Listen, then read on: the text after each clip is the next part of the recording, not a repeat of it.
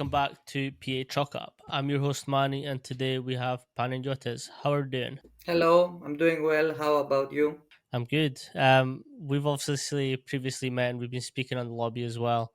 We met in Milan, and we had some very nice pizza. I Mhm. did. I A did lot of very pizza. enjoy that. I think we had pizza every day. Yes, pizza every day for 3 days straight. It was amazing. That's what life should be like. um, but obviously, I know a little bit about you and your story. But for everyone listening, if you let us know who you are, what you do, and how you got to where you are, have you ever wondered how I'm able to run my business, my podcast, and still be able to coach? Well, I use TeamBuildr. TeamBuildr is an all-in-one coaching software that reduces the amount of time that we spend on the back end of programming, on our Google Sheets, on our Excels, and allows me more freedom to do testing. With this podcast and episodes, I'm actually able to run some programs that I learned through different coaches coming on. To find out how you can use TeamBuildr and how it can apply to your own program, visit the link in the description and catch yourself a 30-day free trial. Just simply use code PACHOCUP, that's PACHALQUP, and start the next stage of your coaching career. So first of all, thank you for inviting me to the podcast. I'm Panagiotis. I'm from Greece. The last 6 years, I work in professional volleyball here in Greece, in women's team, men's team, the national team, and at the same time, I work in a private college here in Athens, teaching in bachelor's of sports coaching, in the master's degree of strength and conditioning. I'm coming from an island, from Chios in the Eastern Aegean. I was grown up there. My family is there, and I studied my undergrad degree here in Athens in physical education and sports science. Um, then I did my master's degree in the UK in Loughborough University, exercise physiology, and then my journey pointed me to the United States. I always had this dream to go to the United States. I was very fortunate enough to be called at Altis to do an internship there with great guys like Stuart McMillan, Dan Pfaff, Jazz Randawa, like very known coaches and therapists in the world of track and field, professional teams and professional sports as well. I was there for 6 months. I was mentored by all these guys, and I met all these guys from professional teams and people from around the world. It was a mind blowing experience for me, and um, helped me be a better person first and then a better coach, because I had to understand how things are working and connected together in terms of how to interact with people and how to translate this science into practice, that what we've learned in the university and what we read in books and papers, to put that into practice and into action so I can help the athletes get better. When my internship ended, I worked here in Greece for a year, coaching track and field and working in athletic performance center here in Athens, working with multiple sports and people from every age, from youth sport, professional athletes, basketball, volleyball, football, people who were coming back from injuries or fitness enthusiasts. And I always wanted again to go back to the United States. I was fortunate enough again to get like a research scholarship to go to the University of Wisconsin. But at the same time, I was volunteering for track and field and strength and conditioning while I was there. And again, I was very fortunate enough to be with a group of people that were eager to help me grow and learn. And we had some success with All Americans and um, very good positions in the national championships, both indoors and outdoor track and field. And the last 6 years, I'm working here in Greece with professional volleyball, which is professional, but it's not professional at the same time. It's professional in terms of responsibilities, but it's not professional in terms of payment, so I have to work other jobs. That's why I teach at the private college. In the beginning, I didn't like it, to be honest, to be a teacher and a lecturer. But as I grow and I get older, I realize the value of educate people and how this can help me be a better coach and a better person as well. So I understand the theoretical aspect of some Hmm. things, communication, reflection, leadership styles, and all these things. And while researching to make my lectures, I think about, okay, this is how I'm gonna take this one and apply to my team I'm working with, to my athletes I'm working with, and I have to understand these different personalities. So I get them the best possible scenario and the best possible solutions to grow and increase their performance and maintain their health. 100%. I always think that with having the states as an experience and something on your resume, it kind of makes you look at strength and conditioning differently coming from like European countries Mhm. where um, a lot of us aren't getting paid enough to do it full time, and those that are have had to work within this industry for like 20, 25, 30 years.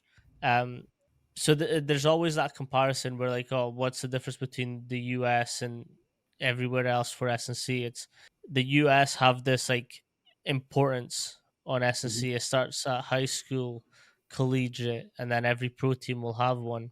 So it really makes you see the importance of it. But then you kind of get back, and I think we've spoke about this when we were in Milan. It's like, how can we take that experience and apply it to our own countries? And Mhm. it's like it's that uphill battle with it. In terms of like what you've just said with having the college job actually makes you a better practitioner because you're having to think about the methodologies a little bit more in depth, how you apply them. What's some of the things recently that you've kind of looked at and you're like, oh, actually, let me see how else I can apply this. During the first year students, I teach a class which is coaching principles. And when you listen about coaching principles, maybe most people understand specificity, variability, progressive overload. Okay, we teach us this part, but at the same time, we give them information about communication, leadership styles, reflection, and assignments are.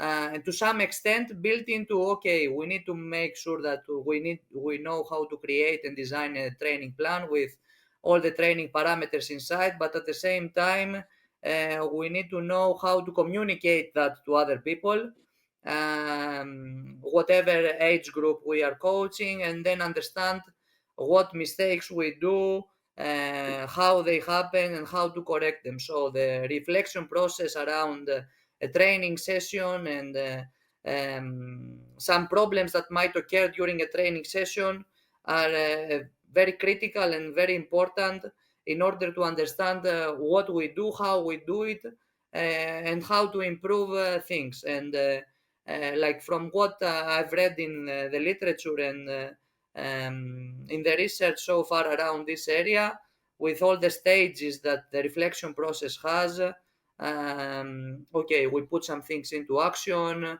we do the mistakes, then we are trying to solve the mistakes, we form a hypothesis of why something happened, how we can fix it, and then we have some possible solutions, different solutions that we need to apply into action. And in the future, we know that for this occasion we have a plan B. For the other occasion, we have another plan B, or we need to have, before we start the training session, a plan B, a plan C, a plan D. So if there are some problems that happen on the spot, we know and we are adaptable and flexible.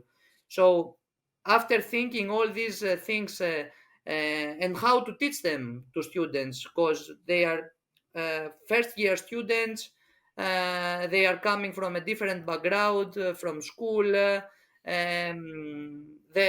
The program we are teaching is based on a UK program, UK's university program. So we have to deal with another educational style and another background Mm. of culture and people that they are having. So for me, at the same time, having to deal with the structure of the university's program, the people I have in front of me, and the literature at the same time, and what I have to teach helps me understand these concepts better and how to apply them not only for the students so that they can get the best possible knowledge and application of these concepts, but at the same time, it gives me the opportunity to reflect and say, oh, maybe before I start my training session, okay, I have my plan, but what happens if a guy today has pain somewhere? Or what if Mhm.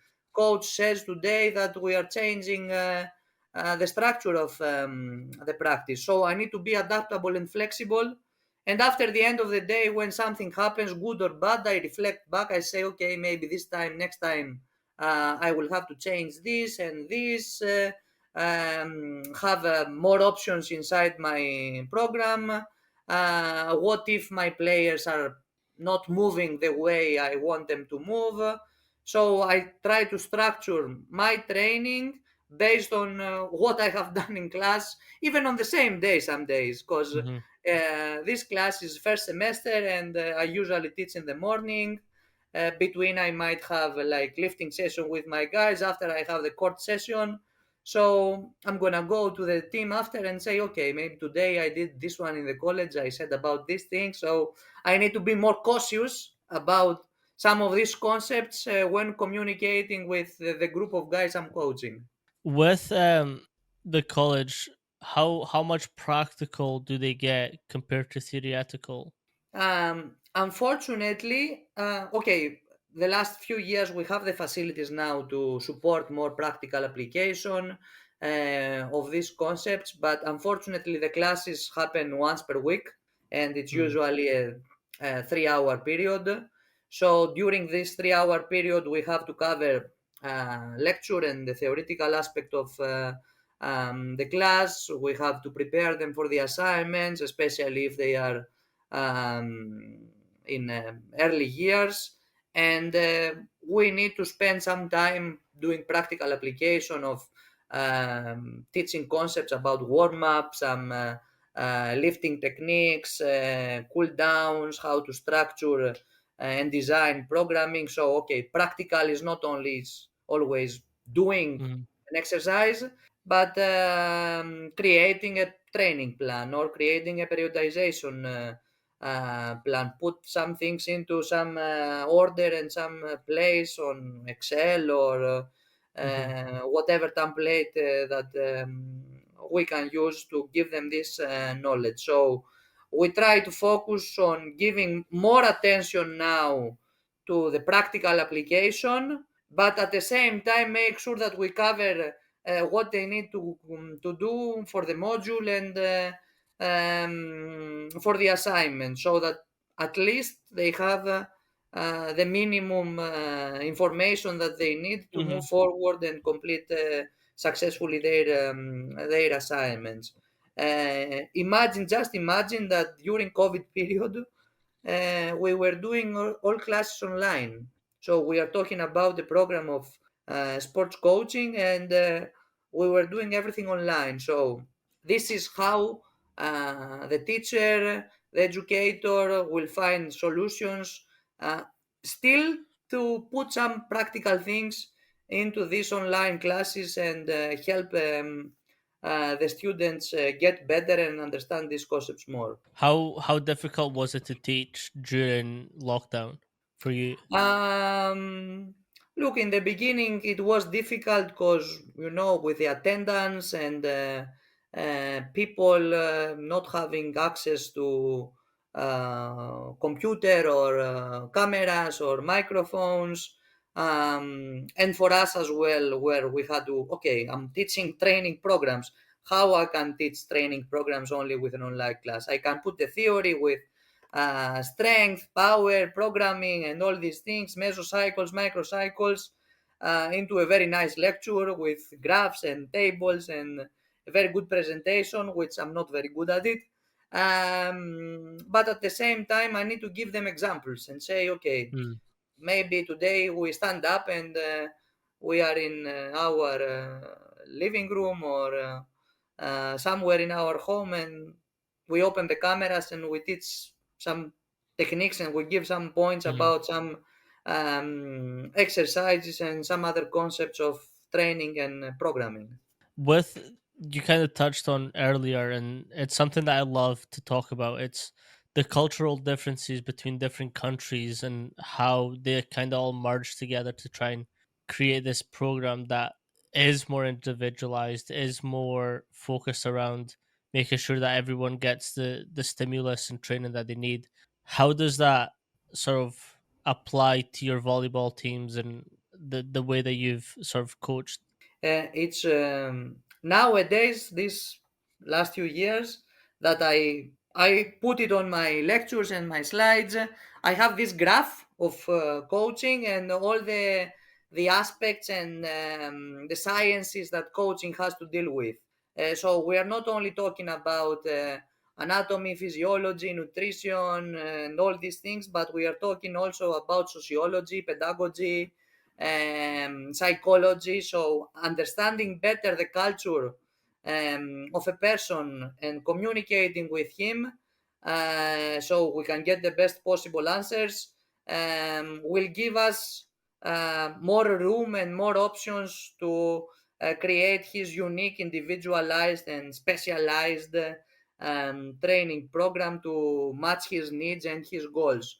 And for me, when I got to the UK for my studies and to the United States, and I had to deal with people from different countries, different cultures, even with people that they could not talk English. Okay, I know my English is not my native language, but I had experience with people who, Asian people, Japanese people, Chinese people who I love them.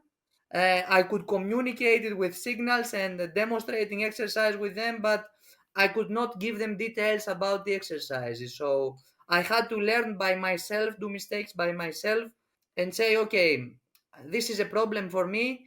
I need to find a way. It's not a problem for them. The problem is for me. I have to find a Mm, way. It's not that the athlete has to adapt on me because of this language barrier, because I had the language barrier as well. It was not only for them, it was for me as well.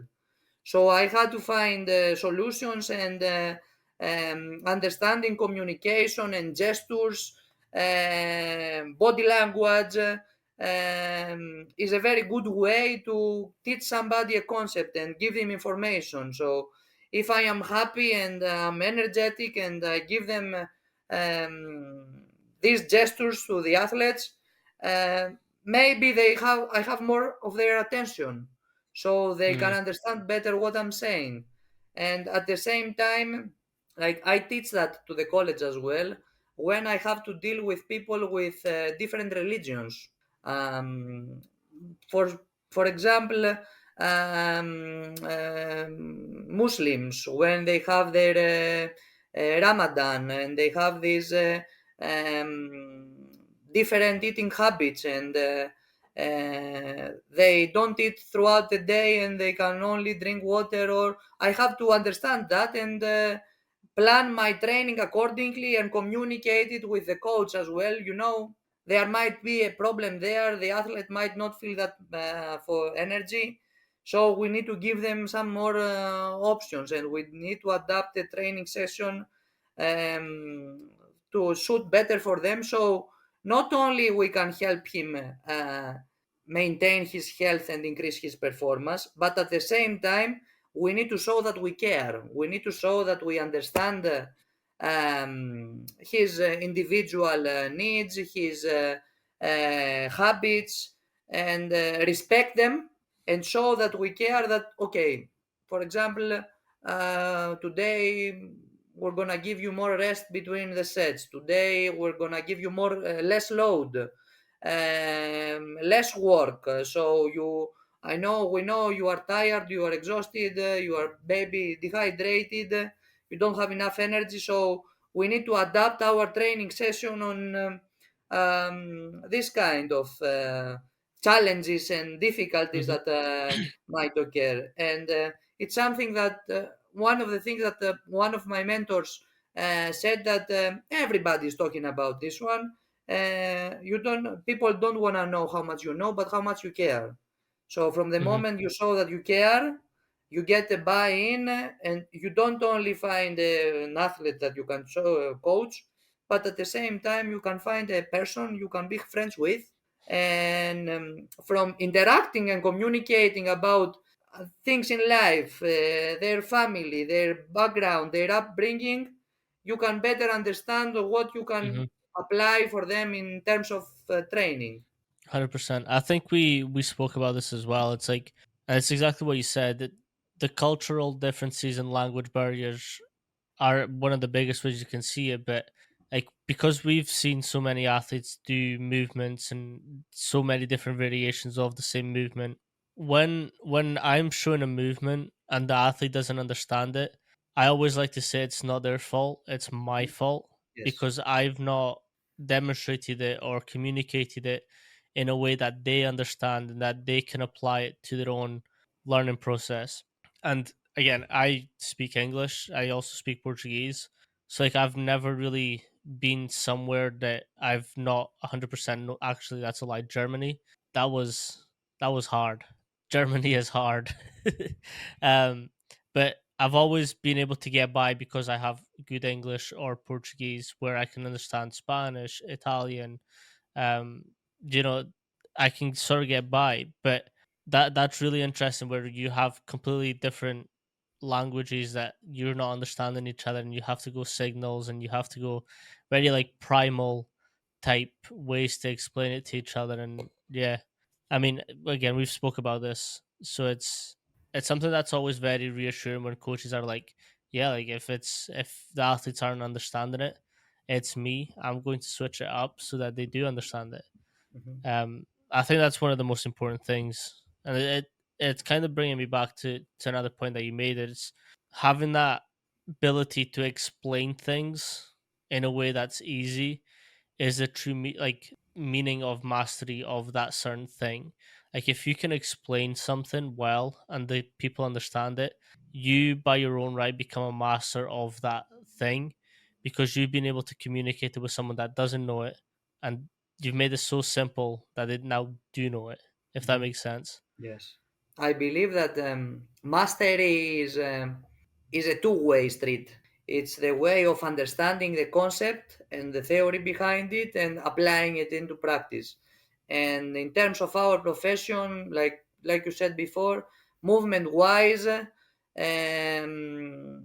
we need to know the theoretical aspect and the biomechanics of a sprint, the lift, angles, kinematics, kinetics, but we need to understand and know how to teach it, understand these concepts, because we are dealing with people with different backgrounds, different age groups, so we need to understand how to cue and how to give feedback for this specific person with language barrier, experience, less experience, more experience, less maturity, higher maturity, all these kind of things. So, and it's very important, like you said, for the athletes and the people who we are coaching to understand that we are capable of doing that. We are capable of Mm. finding the right words for them, for their age, for their experience, for their maturity, but at the same time, make sure that we can execute and demonstrate the exercise. And I like what people are saying. We need to practice what you preach, Mm-hmm. talk the talk, but walk the walk at the Walk the same walk. time. Yeah. And if I cannot persuade my athletes that I lift weights, I do my sprints, I am taking care of my recovery and my nutrition, how I can persuade them how to do it and when to do it. And at the same time, it gives me practical application of what I can do and how I can give them more information about it. If I don't do it, no matter how much I know about the theory and the knowledge and whatever the Mm-hmm. books and the papers say, if I don't apply it to myself, I'm kind of like biased to say to them, okay, this is what it is. You just do it, and hopefully it works.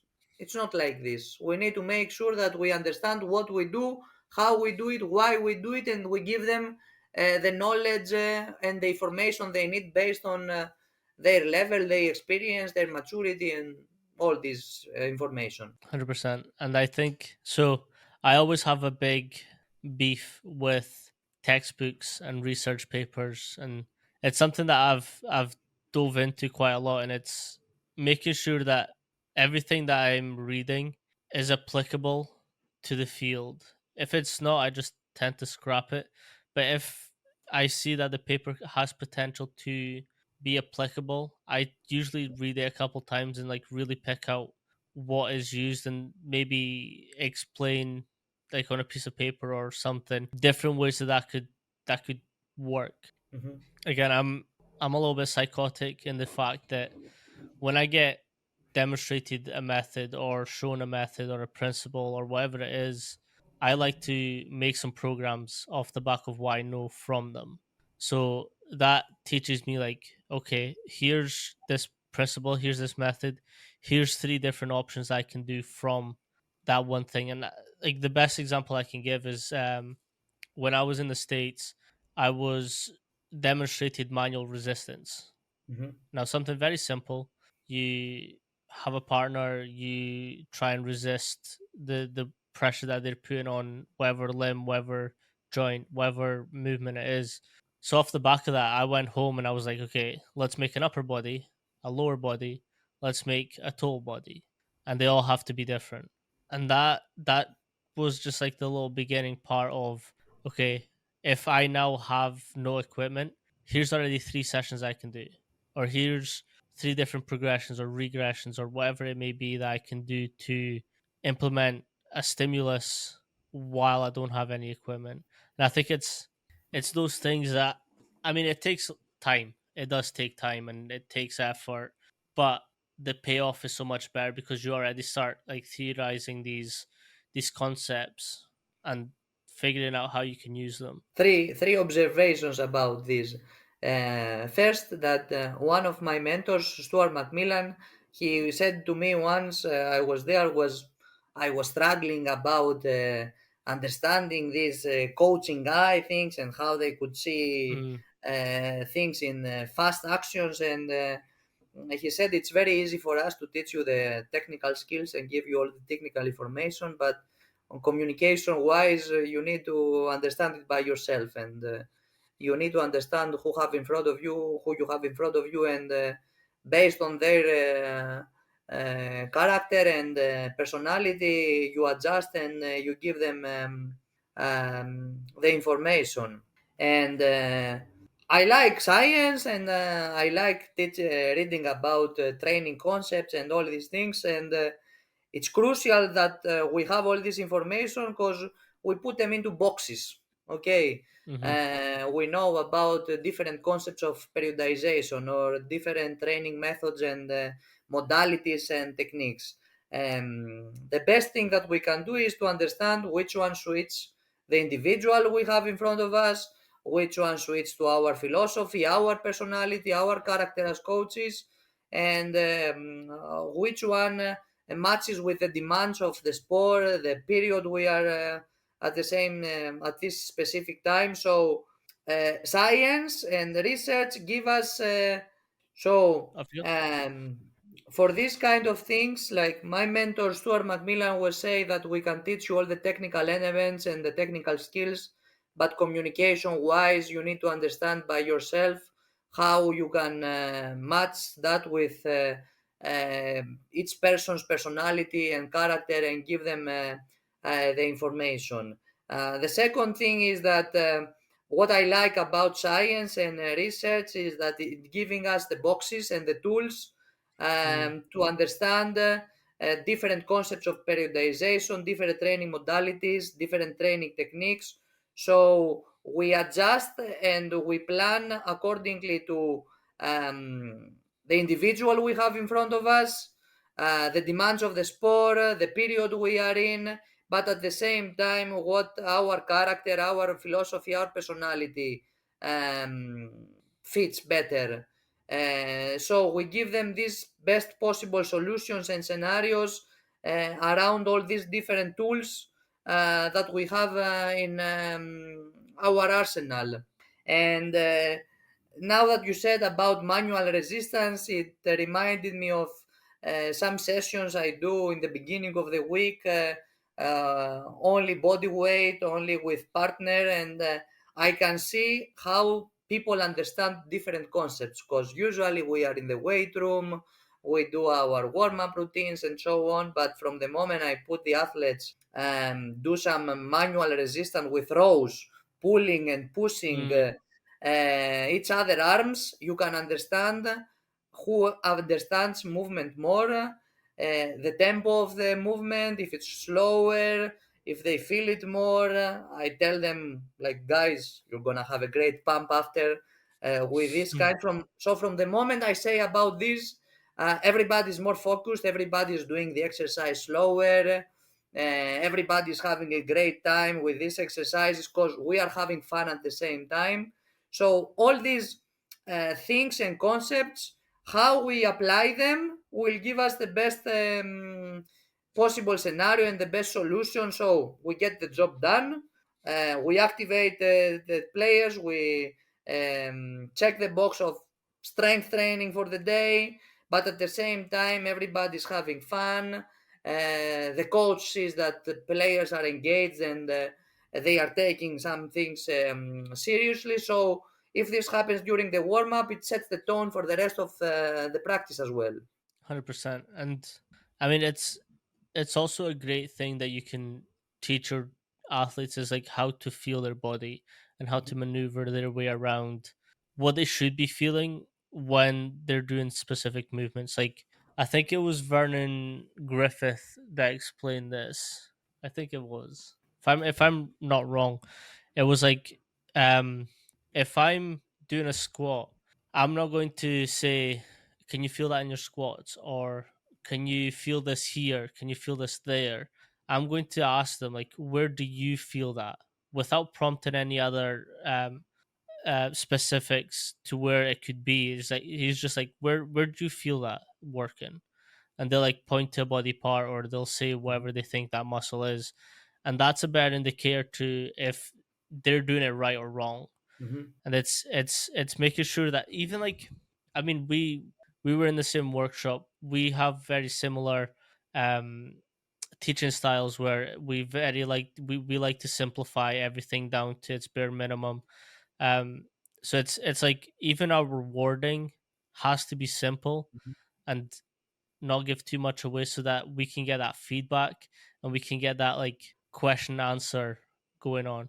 And I mean that's why I don't tend to get very heavy on the science during these conversations, because I could it would be very easy for me and you to be like, oh, what do you think of 90 degrees on the squat hip hinge, and what's your true 90, or what's your true whatever it is, what does the calcium pump do, what does the ATP system, what does it go through? Like we can do that, but I would much rather us sit down and go through coaching principles and coaching methods, like the practical stuff that people can actually listen to this, take away from it, and be like, okay, let me, from what I've heard, let me apply it the way that they've said it, or let me apply it the way I think they like meant it, and it kind of creates that show and tell where now you've got this coach and experience. Now it's getting shared to people that can potentially do it as well. Like that is much better than me and you geeking out about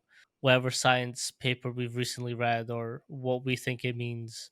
Does that make sense? Yes, and I believe that like complementing what you are saying, it okay. It's important for us as coaches to be able to differentiate what feedback and cues we can give them, and I like the work of Nick Wickelman with internal cueing and external Mm, cueing and using like our body parts or the interaction with the ground and in order to teach different concepts, but at the same time, we need to educate the athletes about self exploring the movements. hmm Which means that we are not on the side with our hands like that with a um, passive image. So self exploring is not about being passive about something, but give room for give the opportunity by educating the athlete. Okay, I'm giving you the information. Now I'm gonna sit down for the set. You're gonna do your reps. Not gonna give you information during the set, and you tell me how you feel, Hmm. what you feel, how you do it, and how you don't do it. And I like for younger athletes to use the system of Dr. Yeses with 1 by 20, because they are, if you properly give them the information and the education on what we need to do, from the moment they start to get tired, they will start adjusting their movement. Hmm. So this not only will help them get stronger, but create a better quality of movement as well, like long term. So understanding all these different concepts of training modalities, training methods, and how to communicate and educate the people you have in front of you about things that have to be done in a certain way, not only it will get you the buy-in, but it will get them become better persons and critically analyze concepts and what they are feeling, how they are feeling it, so they can translate it better into life or in their sport. Because sport and is a micrography of society. So in the interactions we do, I say to my athletes and students, I don't want to give you only the best training interventions and increase your performance and give you knowledge, but at the same time, I want to make you valuable members to the society. Of society, yeah. And it's that whole thing of building a human, not just an athlete. Mhm, Like it's very easy to be like, okay, let's optimize every second of your life to higher performance, but we'll just not teach you responsibility. mhm, Like we'll take care of everything, or ownership of their performance. Like if they're professionals, they know that they have to go in and train, and it's expected. If they don't, there should be some consequences, whether that's on the field where they lose and they get beaten really badly, or nothing wrong with a little punishment exercise. mhm, You're professionals at this point, or money deductions, whatever. I mean, I think, and it's very simple things. It's like time management, consistency, leadership, just skills that if they don't make it, because if we're being honest, not everyone is going to get the professional contracts, the next levels, and whatever else. If they have an office job, they still have to perform. Like mhm, that's there's still metrics that they have to reach. There's still things that they have to do to make sure that they're successful. And it's, I mean, I this industry isn't just about making you faster, stronger, mhm. more explosive. It's not. It's not. I remember I was in church the other day, and the priest was giving his talk for the people, and he said he was saying about the relationships between employers and employees, and how this concept is translated to our life and religion as well. And he was saying that everything in this life would be better if employees could do their work better so that they can get a reward, and if the employers would give them job satisfaction and the right motive and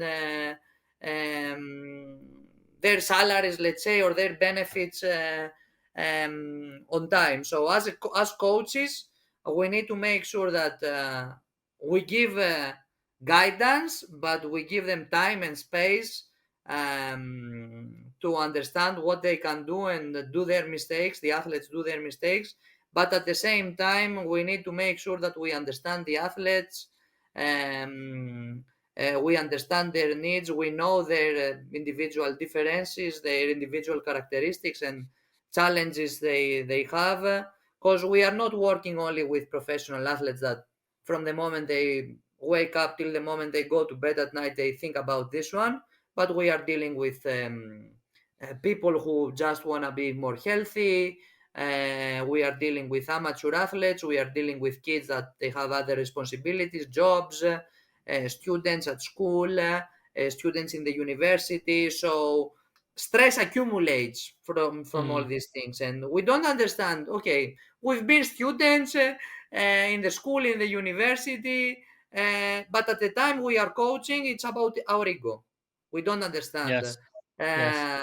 what stresses they have, what the challenges they have. So if we put our ego aside and look the individual into the eyes and say, I'm here for you and I understand what your difficulties and your challenges are, because we need to know also the physiological aspect of stress. What stress do you do your body with cortisol and insulin and all these hormones? And actually, there is a research, if I'm not mistaken, but from Dr. Brian Mann, and they were researching the effect of examinations and the stress that accumulates to injuries that happen during this period of high training workload.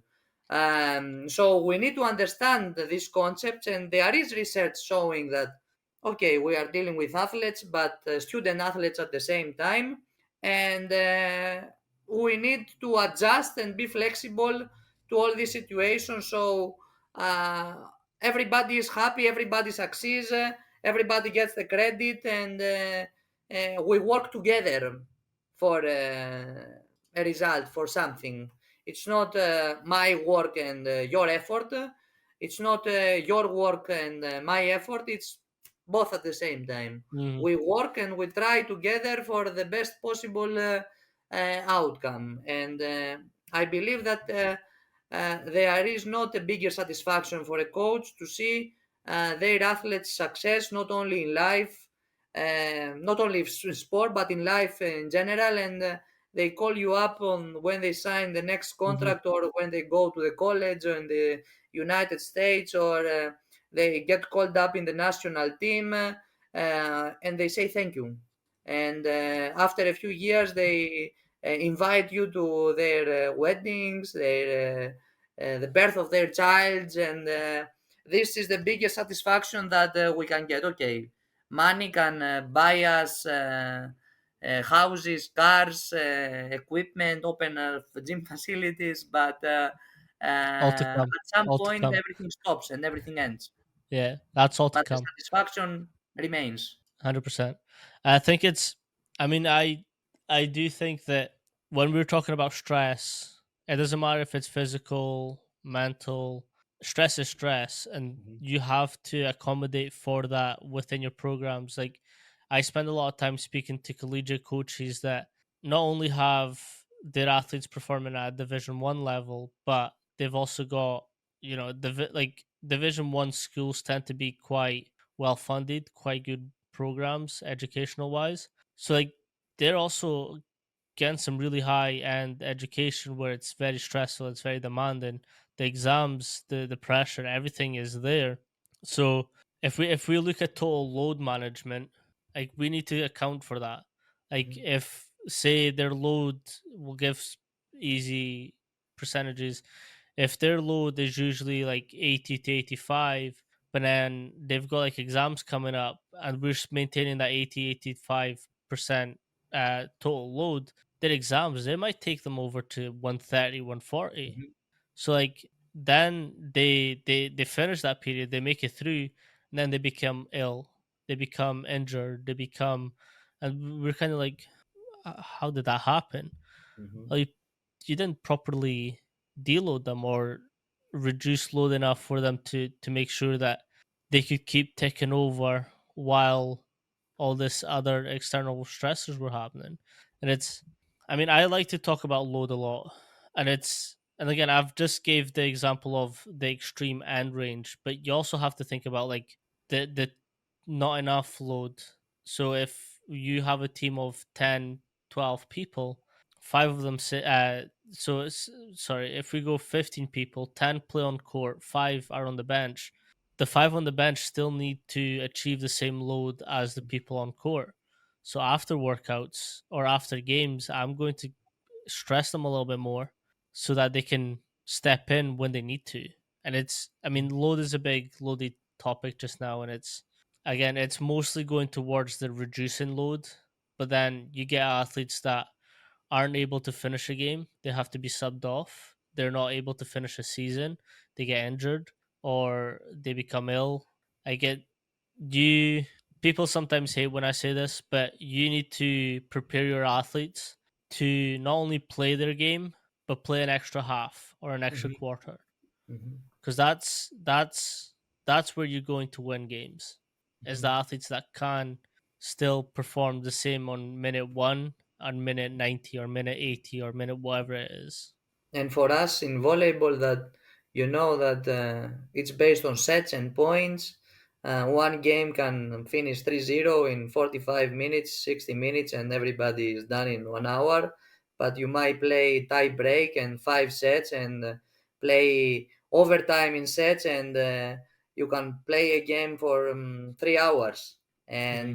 we need to make sure that we prepare the athletes for these kind of scenarios as well. Not only to handle like the physical stress during the game, but the mental as well, because we might be Hmm. winning 2-0 and we might lose the game 3-2 after. And from the moment you Yeah. start from the moment you start winning, oh, everything is working perfectly, and you see the flow of the movement, and it's like seeing Bruce Lee, and inside the court there is flow. But from the moment you start losing and you start seeing that something is happening wrong, then you see one mistake leads to another mistake. There is Yeah. no communication between the players, between the coaches. You can see the reactions from the bench, the coach, myself as well. So we need, if for me sitting on the bench, I cannot play the game. I need to be there for the athletes. I need to play the game from a different role Hmm. from the outside. And if I clap, if I shout, if I give my hand to my teammate and say, well done, bravo, bravo, when something is happening wrong, or I say, keep going forward and let's go, next ball, next play.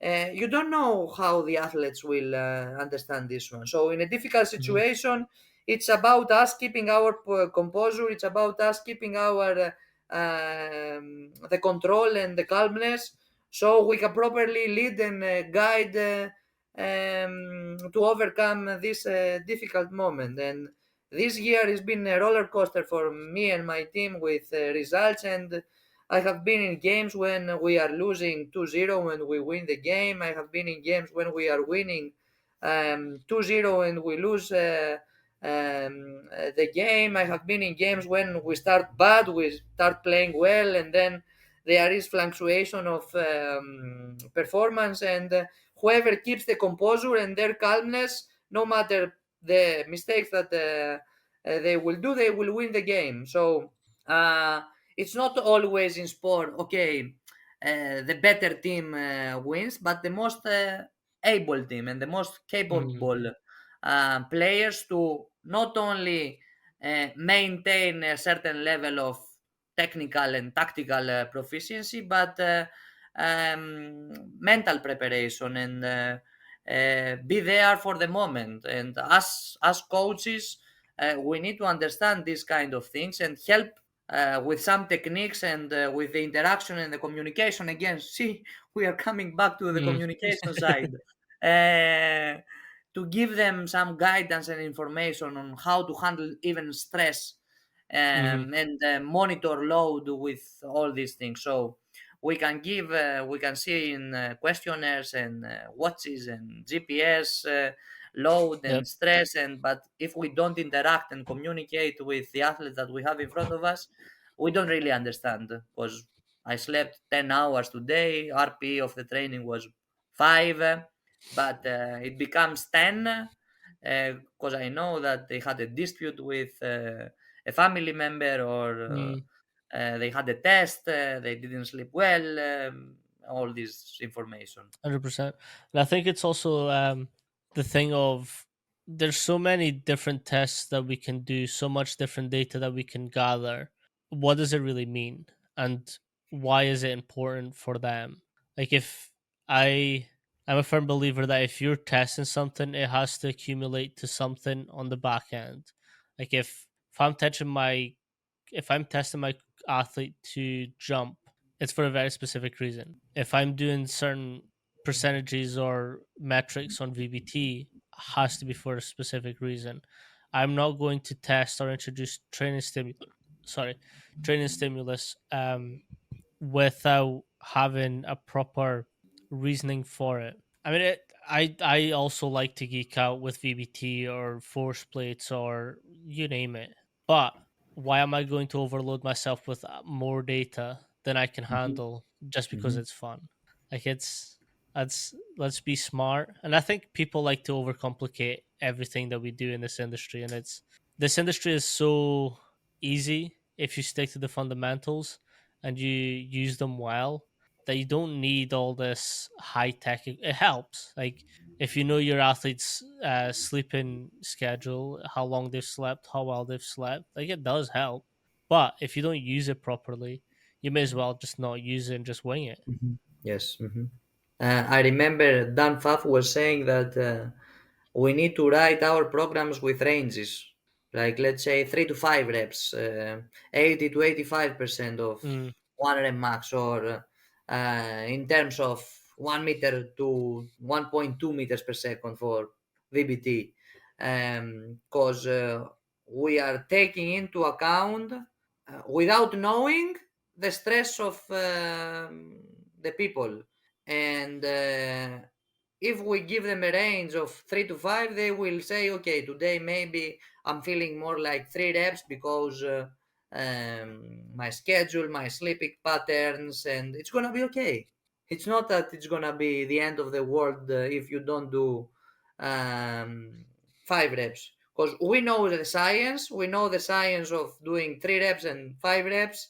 Okay, maybe the ideal is three, but we need to take into account minimum effective dose for a certain exercise or loading parameter, or whatever we are thinking when we write the program, so that the athletes won't feel discouraged. Oh, I'm gonna do less. Coach will say that I am lazy. No, no. We give them ranges. We need to give them the education that this is why we do it, this is what we do it, and how we do it.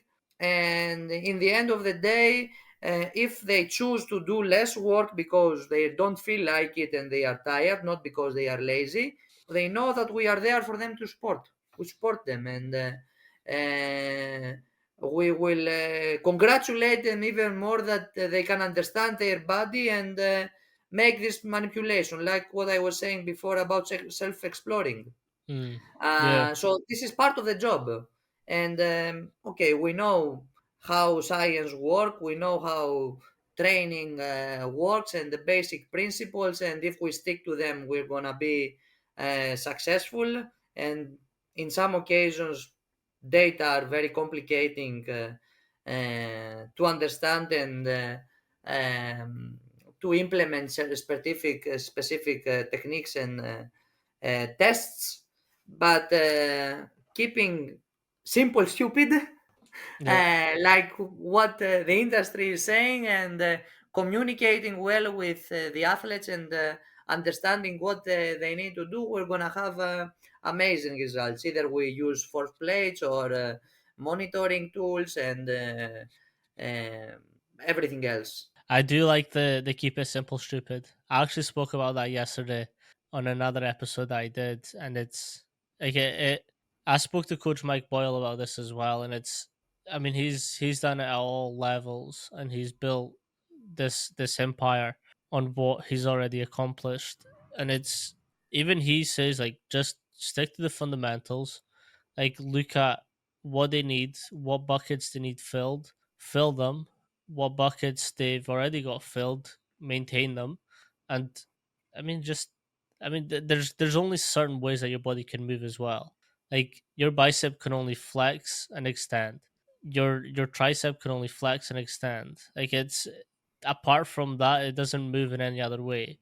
So like all these exercise variations are cool, but they're not necessary. And I get and I agree with the stimulus and the progression of exercises to make it more difficult. Like I get that principle and I believe in it. But if an athlete is just looking to become a better mover, there's nothing wrong with getting them on a goblet squat, Mhm. like exploring deeper ranges, moving in ways that make them feel nicer. They don't necessarily have to squat, but there would be a push pattern in there somewhere. I think people get tied down and bogged down to specific exercises like deadlifts, squats. Sorry, when I say squats, I mean back squats. Um, like they get married to this way of exercises and exercising. But if a guy comes in and he can't back squat because it puts too much pressure on whatever, I mean, there's nothing wrong with leg press. There's nothing Mhm. wrong with loading them with a kettlebell, making them squat in a box, making them. I mean, on a Swiss ball, you can just roll down the wall up and down. It's very there's barely any pressure on that. So it's yeah. I think that people try and overcomplicate it because they're married to these systems. Don't have systems. Have Mhm. principles that you. Okay, this is a different conversation that I've had. Um, so I was speaking with a coach that's putting a presentation together, and we've all heard the toolbox. Like you've got a toolbox, and everything you learn, you put more tools in there, and whatever else. To help that imagery, I'm trying to come up with this like imagery of a toolbox, but there's different levels to this toolbox. Like there's three levels. Okay, top level is the tools that you use every day, like you will tap into those every single day. The second tier is like your methods, your things that you've read about, don't know quite yet how to figure it out and put it into your program, but you've got them there. They're there. Your third one is like your application of them. Like, okay, if I know that this tool I've got here doesn't quite work with this athlete, let me go into that drawer and see what I can use instead of that tool, instead of whatever else. So it's kind of like giving these layers to what we do, because like I like this podcast because I learn different principles and different methods and different ways of doing things every single day. So Amazing. my toolbox is always getting new Mhm. tools, but I've got this toolbox with all these different tools, but I like organizing systems. I Mhm. like systems that, okay, this is what happens. Here's my plan A, here's my plan Z. I need all of those plans to match so that I can just go in and sort of flow in between them. And at the time, it may be the difficult and the challenging part, but long term, it will uh, be less extra hours of work because Hmm. you already have done it, and based on what you know from the person you have in front of you, you can give them the best possible scenario. And like you said before about these different exercises, body does not understand if we are doing back squat, front squat. It understands load on specific muscles and specific joints. And we as coaches, we are the ones that get bored from having one exercise in our program and we want to change it. Okay, I understand the specificity and muscle contractions and time of the year, but we want to vary it more than what we should based on what the athletes need in their everyday routine and day-to-day Hmm. life, and with whether we are pre-season, off season, in season, peaking, or whatever. And recently I read this book with from Adam Grant, Think Again: The Power of Knowing What You Don't Know. And the earlier we are in our life and our coaching stage, we wanna over complicate things, and we see these different methods, modalities, equipment, and we wanna use them. But as we progress in life, we understand what works, and we stick to the basics. And if we properly communicate that with the athletes that we have in front of us, we're gonna be just fine. We're gonna succeed, and everybody's gonna be happy. At the same time, he had this in the book. He called it this Mount Cupid. Mm, We have been in the top of this mountain, and now we need to get down and understand what actually we need to do. And okay, I understand the part. Everybody has his own ambitions, and as coaches, we want to get success, and obviously, we are in this sector to help people, in my mind. But we want to achieve something. Somebody's up for the money, somebody's up for the glory, somebody's up for the cool photos with the championships mm, and the logos. the trophies. But we need to understand exactly why we do things, and not having like overconfidence, but not underestimate ourselves like I do with some things. We need to know, be realistic, understand Mm, what we are, why we do some things, how we do it, and still we are in the industry of helping people, either to maintain health or come back from injuries or increase performance. So it's about our why, it's about our philosophy and the system that we use to improve others. So we need to dig deep into us first, and mm. then come out and use all these principles, these modalities, all this science and knowledge to help others achieve their goals. 100%. It's always having that why. Like, why are we doing this? Why is this important to me? And I think if you can answer those, like, you're at least, even if it's just for the money and the glory, I mean, you're still doing it for a reason. Mhm. You still have that. And again, like, goals are so individual, so very specific. I think it's unfair to judge people on what their goal is because it's their goal. It shouldn't really matter to us what what their goal is. Um, Within your programming, what are some specifics that you like to have in them, and how do you apply specific principles to your athletes and programs? I like to stick to basics because, like Leonardo da Vinci said, simplicity is the ultimate sophistication. It took me a while to understand it, but being in this industry for a few years now, I want to stick to the things that work. Mm-hmm. There is some room for, okay, what new science and new research says about some modalities which I'm trying to apply and see how it works into my to my areas, and I experiment myself with some ideas I have, but I try to stay to basic principles, and at the same time understand the needs of the sport, what movements and what energy systems my the sport I'm working with or the person I'm working with has to deal with, and at the same time communicate with the athlete about their training history, what they like to do, what they don't like to do.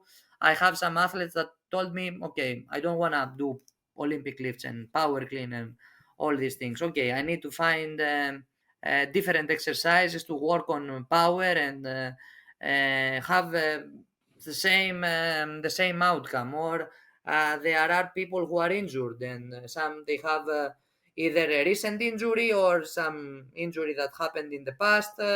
So I need to understand how to give them solutions to increase their level of health and bringing them to the level of performance that they were before. So one of the first things that I do when I go to a team or a new athlete comes to a team I'm working with is having a conversation with him, understanding their history, what they like, what they don't like, training history, injury history. So they need to understand from me as well that I value their opinion. I'm gonna have my arguments. Obviously, somebody will tell him, I wanna do bench press, and the doctor has said not to do bench press, for example. And I will give them arguments, valid arguments, not because I say so, nor because the doctor says so, but understanding, let's say, some biomechanics, some anatomy, with not a lot of details, but giving them how a movement works within their body, will give them the best possible argument on what they do. If they get the buy-in, perfect. If they don't get the buy-in, I'm gonna back off a little bit. I'm not gonna let them get injured, obviously, but to some extent, I wanna let them feel what they are saying and what they want to do. Somebody wants Mm. to do best bench press, okay, you do it my way though. You're not gonna do it your way and put all the weight you can work and do half reps or do 3 sets of 10.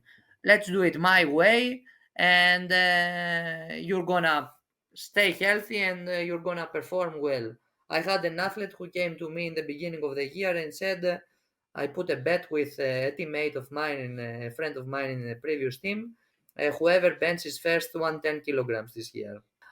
We managed to do 120, and he signed a new contract with another team with 20% increase in his salary.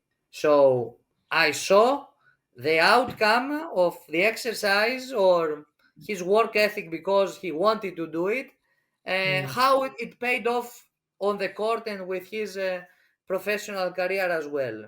So it's about balancing. Okay, they like to do some things. Science says that they don't want to do that. They don't have to do some things, but if we find a solution, Yep. then we can increase performance, we can increase satisfaction, we can achieve whatever goals we have and maintain our health. It also makes it so that if the athletes ever need you again, they know that, hey, he actually increased my performance. Let me reach back out and make sure that I can still get that same training, that same thing to keep my performance going. And I think that's, I mean, I don't believe that your time with athletes is just limited to the time that they're in that specific team or in that specific organization. Like it should transcend more than that. If 10 years down the line I get a message from an athlete of mine being like, hey, just to let you know, this is where I'm at, or this is, I, although I'm not in sport, but I'm still active, I'm still healthy, I'm still doing the things that you taught me. Again, the way I look at coaching S&C is that even if they're not with me, they should still be able to program for Mhm, themselves. mhm, Like, as weird as this is going to sound, my job is to not have a job. Does mhm. that make sense? Like it's Yes, to mhm, teach them enough so that they can then go on and do it themselves. exactly. In terms of what you've got going next, what's the next moves for you in terms of um education wise and performance for you and your athletes? So now we are finishing the season. We have one game left for like standings in terms of what which position we're gonna finish. So we have the last game in 2 weeks, and so now I'm focusing on that, so I can help the team and the athletes achieve their goals. Then I'm gonna have a little bit of my rest for physical and mental recovery after Rejuvenation. like a long season with ups and downs and stress, and then start to plan with the off season, if I'm gonna stay with the same team, if I have offers to go to some other teams. I'm always looking for good projects that not only will help me grow professionally, but help me personally interact with other people with different levels, different sports, and offer my expertise and my knowledge to a big range of people. But like being in a team and competing has obviously some bad moments and stress, but there is a lot of satisfaction. And for me personally, uh, like being like the clown within the team where I celebrate, I shout, I have this hype mentality. I want to keep doing that. I feel good when I Mhm. motivate my athletes and I see them smile well when I'm energetic and I do all these things. So I need to find balance to what's the best possible solution and scenario for me to keep moving forward in the next years. Education wise, I think after some years, uh, like my parents want me to do a PhD, so I'm looking into PhD so I can put some ideas and theoretical things I have in my mind in terms of coaching and programming and all these things into like action and research and see how they work. And nowadays, like the minimum standard to work in a high performance environment is having a master's degree. So if having a PhD will get me a better position and increase my status, and at the same time gives me knowledge and more tools to use within my practicing experience, it will be amazing. But first, it's time for rest. Yeah. Take a while, sit back, relax, reflect on Mhm. what Mhm. happened, things that worked well, things that didn't work well.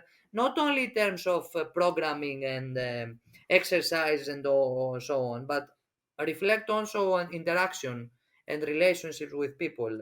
Uh, what did I say to somebody? Why I said that? How I Mhm. can say something else, for example, in the future. And we only talk about like our job. We don't talk about decisions we do in life and Mhm. uh, choices that we do in life with our personal life. It's based on reflecting on what we do in terms of our job. Like world is a fast moving environment and things happen every day, health wise, family wise. So we need to take into account all these, like the athletes with their stresses. We as coaches, we have to take into account all these different parameters. And I feel that this year maybe I experienced burnout a little bit. Mhm. So I think I want to back off uh, for a few days, because if I sit one day, I get bored immediately. I have a day off and I say, what I have to do. And now that Easter is approaching, I'm gonna go home. I'm gonna say, okay, 1 day, 2 days, I can sit. The third day, I'm gonna be What's a piece of advice that you would give to new coaches or people wanting to start becoming an S&C coach? find a mentor, find a good mentor that is going to be a good person first, that wants to teach you. Obviously everybody has his bias and to some modalities and techniques, but find a mentor that will give you guidance to put some things into order, and then get your hands dirty as much as possible. Volunteer to your local club, unpaid work, part-time work, interact with kids. You learn a lot of things working with kids. Mhm. Mhm. We think our sport is only about professional athletes, and okay, my education and my background and my ambitions are around this one, but this is not the end of the world. There are other positions that you can offer and you can get satisfaction. So, and you don't know. who you meet in life. And like us now, we met in a workshop in Milan with our good friends with the Italian Strength and Conditioning Society, and interacting with people, and the conversations we have with Mhm. younger practitioners.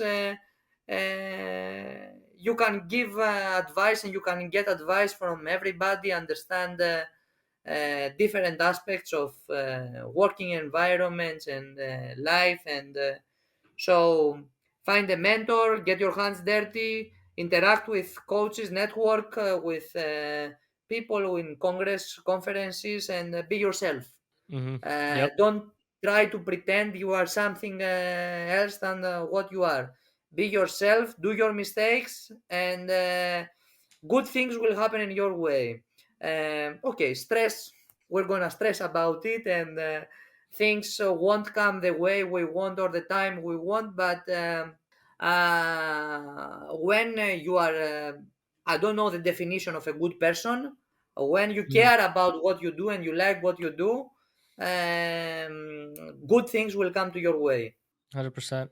And during that workshop, we did spend a couple hours just really sitting down with people and kind of unloading everything that we've we've ever done and the mistakes, and I think that's where the reward is. It's Mhm. when you can sit down and people like ask you like, this is what I have going on, like what's your experience with it, and what would you recommend, like what's your principles, like what's the things that you must have to run the program. And I do think, I mean, I do this to give back as well. Like I get to sit down with some phenomenal coaches and some people that perhaps don't come on camera quite a lot, so I'm able to record it and then put it out there for everyone else to watch. Although it's, I mean, I've always said that the podcast is very selfishly for me because I love learning, but I get to do it in a way that I record it and I put it out there for everyone to watch. Like Mhm. that's my way of giving back some of the experiences that I'm able to have, and that everyone else can tap into as well. I remember when I was younger, like I wanted to reach out to people, and some would reply positively and meet Mm, with people, and some not. So I was getting discouraged. But there are a lot of people who helped me. Some like common people that we know, like Kostas Hadjichristos. Like I found him here in Greece. It was the person that. Was doing what I wanted to do. So I reached out to him, and he was very kind enough to help me work for him in the facility he had, write me reference letter. So you don't know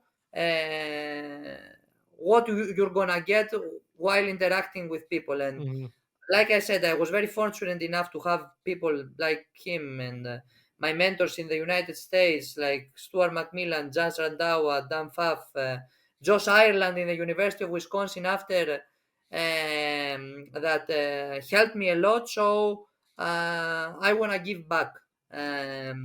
So you come to me, you text me on social media, or you find me on the street, and you want to talk about something. Let's do it, let's go for it. uh, so and this is the satisfaction. And mhm, sometimes while I interact with these people, I get emotional because when I say some things, it reminds me some things that happened in my life. And it gives me motivation to become better, and be a better person and a better professional. 100%. I agree. And I think that's where we connected on a lot of things. It's, and there was the last day that we were there, we were just ourselves and we kind of just had dinner and really reflected on everything that we'd been through and sort of are currently experiencing and whatever else. And it's that thing where, I mean, it's also not just a transactional relationship. Like we care deeply about things that are going on in your life, my life, and it's that, it's kind of building this like brotherhood and sisterhood around this industry, and like keeping the people that you really like close to each other, and just like experiencing different people and exposing them to different people as well. Mhm. Perfect. I appreciate you so much for coming on today. Thank you for the If you, invitation. Like, it's all good. I It's really not. enjoyed the talk. Thank you. It's a podcast I've been trying to do for a while, since January. You've been very hard to track down and get, but I did it. But if you let everyone know where they can find you and reach out to you and speak to you. Social media, like Instagram, LinkedIn. Shoot me a message. I try to reply as much as fast as possible I can. Be patient, uh, but I get back um, to everybody. Perfect. Thank you so much for coming on, Pana. Thank you very much for the time and the invitation. Peace.